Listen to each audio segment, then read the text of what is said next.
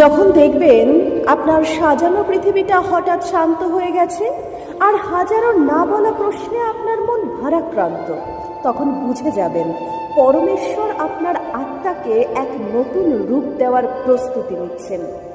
মনে রাখবেন, জীবনের সব যন্ত্রণাই শাস্তি নয়।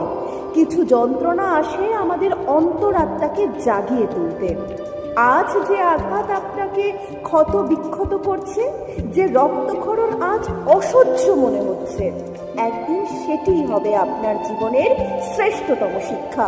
শ্রীকৃষ্ণ আমাদের শিখিয়েছেন, পথে আসা বাধাগুলো আপনার রাস্তা বন্ধ করতে আসে না, সেগুলো আসে আপনার জীবনের দিশা পরিবর্তন করতে।